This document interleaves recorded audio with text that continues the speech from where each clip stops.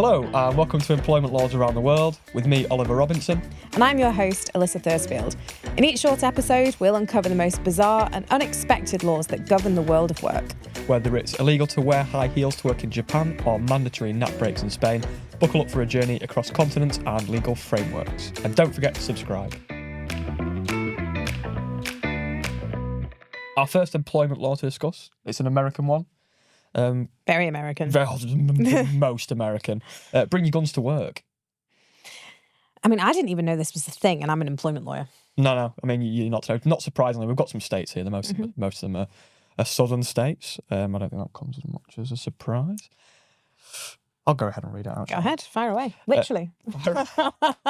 Currently, approximately 20 states, including Florida, Georgia, Minnesota, Oklahoma, Texas, Tennessee, Utah, and Wisconsin, have passed so-called Bring Your Guns to Work laws, which allow licensed employees to bring firearms to work.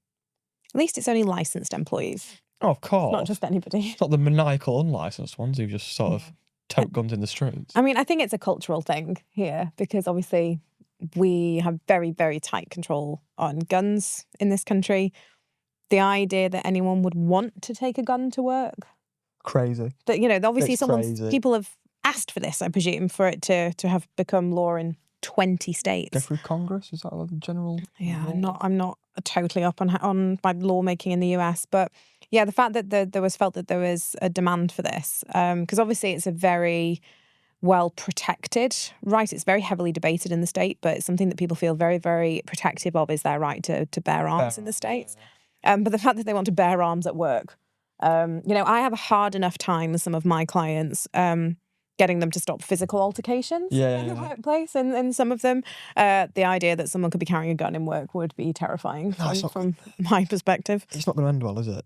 It's never going to end well if you're having a bad afternoon and got a gun in your frigging trolley. And America doesn't exactly have the best record for, the most horrendous tragedies happening. Okay, fine, they're not necessarily in workplaces, but, that there are issues over there in terms of, the implications when this sort of thing goes wrong or guns fall into the wrong hands or, that they're so freely held. So, the fact that somebody thought it's a good... I'd love to know what the rationale behind this was.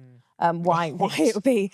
let's merit the pros and the cons. Why do we think it's a good idea for people to bring guns to work? Why we're weaponising the office? Yeah. I mean, I would think there'd be a stunned silence at that point when you're asking for pros.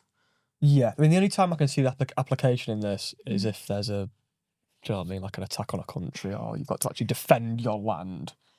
Do you know what I mean? Yeah. So I suppose if you had a rampant gunman coming into the workplace, I suppose staff have got the opportunity to defend themselves and their colleagues, but it feels quite a bit like an isolated situation to suggest that it's a good idea to bring guns to work. And I would assume that this would only be in certain sectors as well.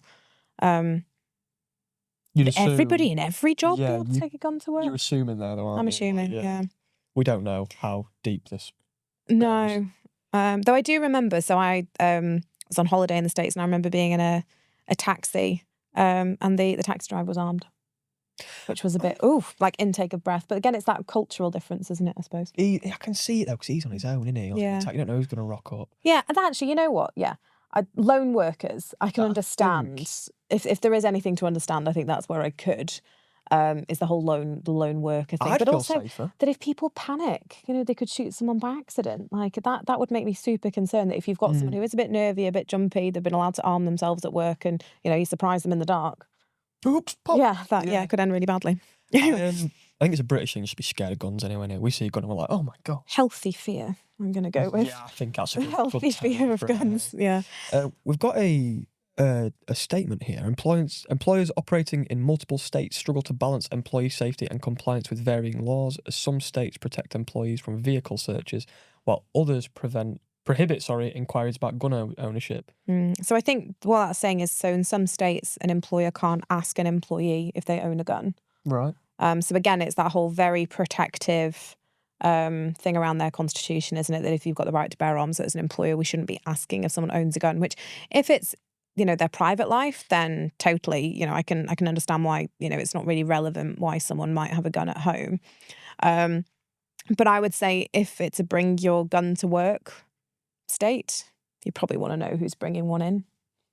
Yeah, I'd say so. It's weirdly, at the end of that, when you said bring your gun to work, my brain just went day. Like it's like a Like a day. celebration. Bring your gun to work Like bring day. your pet to work Yeah. day, bring your gun to work Why day. don't they just do that? And also kind of the kind of gun. Like there's the little handguns that you see in movies, you know, like women have the little cute ones. Yeah. But then they have like AK-47, like if Mhm. someone's sort of strapped up Yeah. and coming in, like maybe not. So yeah, I don't know. I probably don't know enough about this, but I'd suppose if you're having someone who's bringing them into work, I'd want to know, one, that they have a license, two, the type of gun, and also where they're keeping it in the day. You know, if it's just kind of sat on the desk while It's they're gotta be in a working, or if secure it's in a gun place. cabinet. Yeah, it's got to be in a secure place purely. Mm. To wrap this one up, because these are going to be quick. Yeah. Good or a bad law? I'm gonna say bad law. Yeah. I'm not gonna suggest that we bring this in the UK.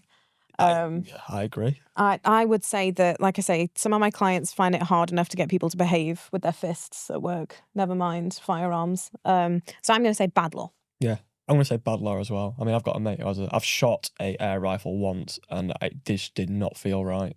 Oh, see, I've been like clay pigeon shooting, and you know, I've got relatives, so I was, you know, raised with the ability to shoot an air rifle and shotguns and stuff, but it still doesn't mean that I'd want to bring one to work.